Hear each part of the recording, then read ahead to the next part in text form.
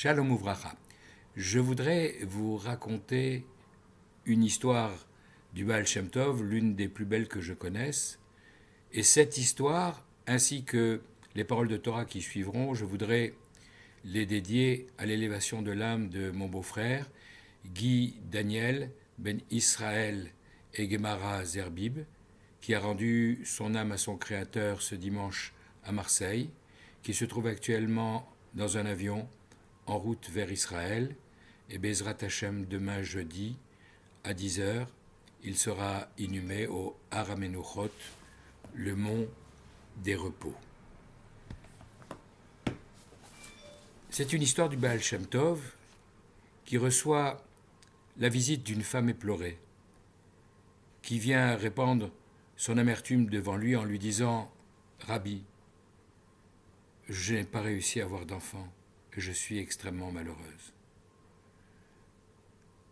Le Baal Shem Tov lui accorde sa bénédiction et lui dit « Tu verras, dans 1 an, tu auras un enfant dans les bras. » Et effectivement, de retour chez elle, cette femme devient enceinte et 9 mois plus tard, elle donne naissance à un magnifique petit garçon. Elle attend 2 ans, le moment de le sevrer, pour le ramener chez le Baal Shem Tov afin qu'il reçoive sa bénédiction. Le Baal Shem Tov, la voyant, demande à son shamash de lui confier le bébé dans ses bras.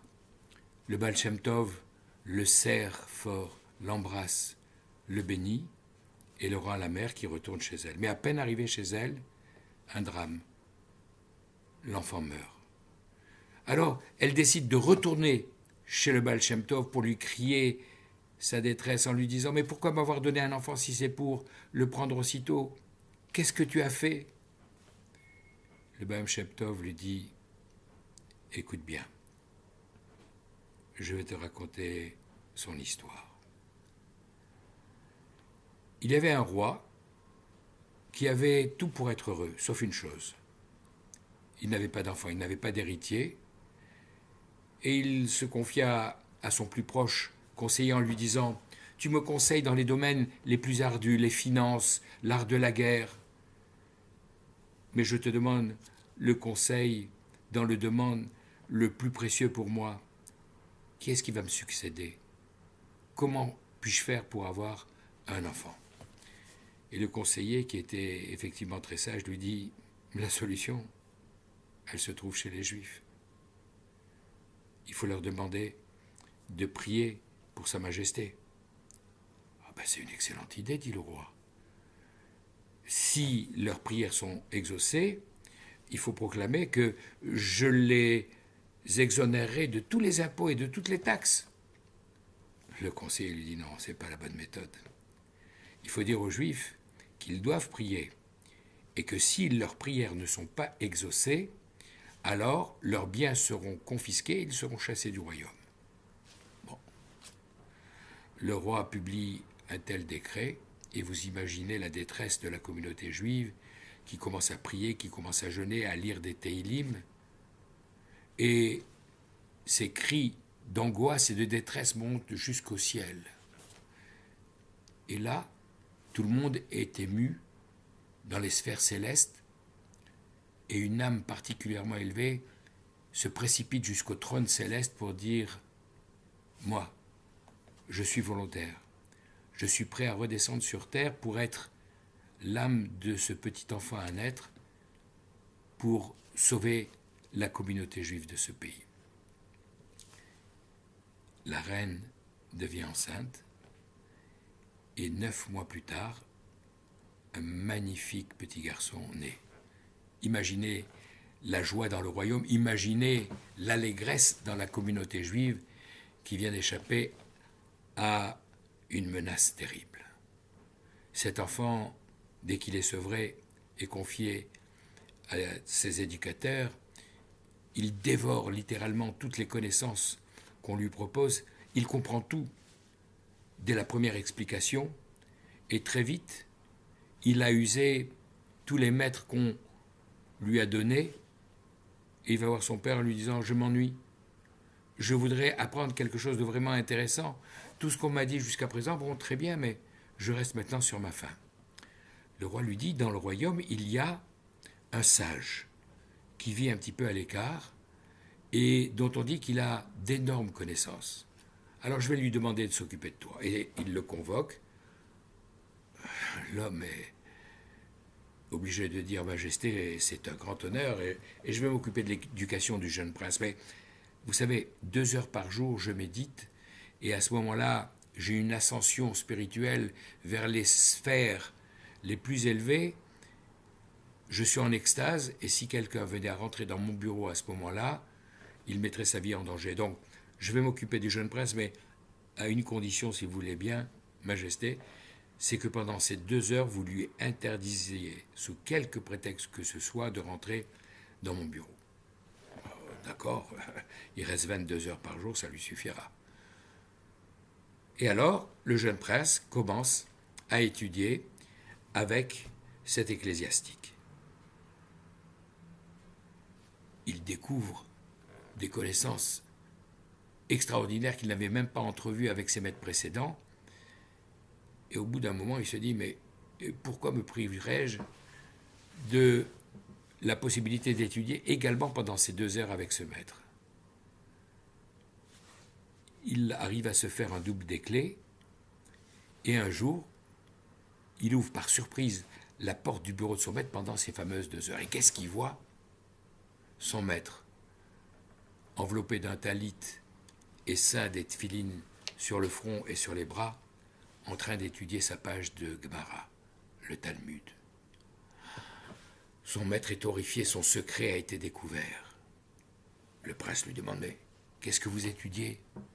Et il lui explique qu'effectivement, à cause de persécutions anciennes, les Juifs avaient été obligés de cacher leur identité, et qu'après, ils n'avaient pas osé révéler ce qu'il était réellement, et qu'il avait préféré continuer en surface à vivre la même vie que tout le monde, mais en secret, à continuer à pratiquer le judaïsme et à étudier toujours la Torah et le Talmud. Le jeune prince promet à son maître de ne pas révéler son secret, mais à une condition, que désormais vous m'enseignez ce que vous êtes en train là d'étudier. Le maître, j'allais dire le rave, accepte. Et le prince découvre alors la Torah, un monde d'une douceur plus agréable que le miel. Et très rapidement, il dit à son maître, je vois que c'est ça la vérité, et je veux rentrer dans l'alliance d'Abraham, je veux me convertir. Mais je sais que mon père n'acceptera jamais que je me sépare de lui. Alors, qu'est-ce que je dois faire? Le maître réfléchit et lui dit, tu vas dire ceci à ton père. Il a voulu un fils pour avoir un héritier qui soit à même de le remplacer le jour venu et de diriger le pays. Mais il faut que tu connaisses ce pays. Alors tu vas lui dire, je sais qu'aujourd'hui, vous me voyez quotidiennement et plusieurs fois par jour, père, et vous ne pouvez pas vous séparer de moi. Mais alors justement, on va s'habituer. Pendant le mois qui vient, on va espacer nos rencontres. Et puis on se verra que très épisodiquement. Et au bout d'un mois, quand vous serez un petit peu habitué à être séparé de moi, alors je partirai en voyage pour visiter toutes les provinces du pays et faire connaissance avec ce pays que je dois un jour diriger. Le père est séduit par le projet, lui dit, bon, ça va être un petit peu difficile, mais c'est bien que mon fils ait pris cette décision. Après avoir fait les provisions et tous les préparatifs nécessaires, le jeune prince part avec sa calèche et un cocher, et il commence à visiter un certain nombre de villes, et quand il arrive près de la frontière, il dit au cocher, je vais rester quelque temps ici, retourne au palais, tu reviendras me chercher plus tard. Le cocher fait demi-tour, et le jeune prince, tout de suite après, traverse la frontière, va dans une communauté dans laquelle il se cache, il se convertit, et jusqu'à la fin de sa vie, il reste au Beth Midrash à étudier cette Torah qu'il a découverte et qui a fait son bonheur. Imaginez quand au terme de sa vie sur cette terre, il rejoint le ciel, que de louanges, et lorsque son procès s'entame, alors tous les anges sont là pour faire ces louanges personne ne trouve rien à dire contre lui.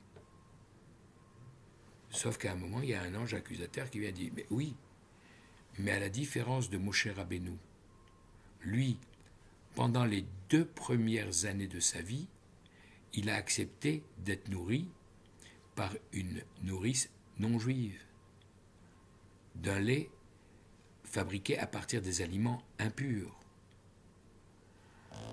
Alors, que faire? Pour enlever cette tâche, dont rappelons-nous, Moshe Rabbeinu l'avait enlevé avec, d'après le Midrash, ces braises ardentes qu'il avait passées sur ses lèvres pour justement éliminer l'impact de ces gouttes de lait que les nourrices égyptiennes avaient pressées sur ses lèvres pour tenter de le faire téter, mais il avait refusé. Alors, pour cette âme qui vient de remonter au ciel, on dit, il faut que le parcours soit parfait. Elle va redescendre pour, pendant les 2 premières années de sa vie, être nourrie par une nourrice juive, comme l'avait été Moshe Rabbeinu par sa mère Yocheved. À ce moment-là, le Baal Shem Tov se retourne vers la mère éplorée et lui dit « Et toi qui as eu le mérite, le privilège d'élever une âme tellement haute, tu voudrais avoir de la peine ?» Cette histoire, je ne dirais pas, comme d'habitude me dit mon petit-fils Yoni, c'est pas notre histoire, c'est l'histoire de Moshe Rabbeinu, l'histoire de notre maître. Celui dont la paracha de cette semaine, Tetzavé, va avoir la caractéristique suivante. Dans aucun des 101 versets de cette paracha, le nom de Moshe n'apparaîtra. Alors que depuis le début du livre de Shemot, le 2e livre de la Torah jusqu'à la fin, c'est l'acteur principal dont le nom est cité sans arrêt. Mais là, toute une paracha, sans la moindre mention de son nom. Son nom ne figure pas pour la raison suivante, ou pour les raisons suivantes. L'une d'entre elles, c'est que dans la paracha qui viendra après, paracha de Kitissa, qui raconte le malheureux événement du veau d'or, Moshe, dans sa plaidoirie, dira à Hachem, Mechenina misifrecha asher katavta, efface-moi de ce livre que tu as écrit. Et même si, après Akadosh Baruch Hu a accepté de pardonner à Moshe Rabbeinu, la parole prononcée par un tzaddik laisse une trace et quelque part est exaucée. Et Akadosh Baruch Hu a dit, tu veux que j'efface ton nom de ce livre que je viens d'écrire? Quelle est la dernière paracha que je viens d'écrire? C'était Tzavé. Ton nom ne figurera pas là-bas. Telle est l'explication que donne le Gaon de Vilna. Également, on nous dit que Moshe Rabbeinu, Ve'ata tetzavé, et toi, tu ordonneras, c'est comme ça que commence la paracha, Ve'ata et toi, est répété à 3 reprises dans les 5 premiers versets de la paracha. Et toi, et avec qui? On nous dit et avec la Shrina. Parce que, à la différence de la première interprétation que je viens de donner, et qui est un petit peu négative pour Moshe Rabbeinu, celle que j'essaye d'écrire maintenant nous dit exactement le contraire. Parce que tu as été prêt à te sacrifier pour les enfants d'Israël, et toi, c'est toi maintenant qui vas parler. Akadosh Baruch Hu se met un petit peu en arrière pour laisser Moshe Rabbeinu parler. La Shrina parle, et toi, c'est toi qui vas exprimer la volonté de Dieu. La volonté de Dieu pour prendre dans le premier verset l'huile pure pour allumer le candélabre. La deuxième fois, on dira « et toi », ce sera pour prendre les Kohanim et les préparer à leur fonction de prêtre. Et troisièmement, « Ve'ata » et toi, pour donner les ordres de la confection des habits des Kohanim, qui va être le sujet principal de cette paracha. Pour terminer, l'autre explication du Gaon de Vilna est la suivante. Le nom Moshe ne figure pas dans la paracha. Moshe s'écrit Mem Shin He, et dans les commentaires, je mettrai le détail de calcul que je dis verbalement maintenant.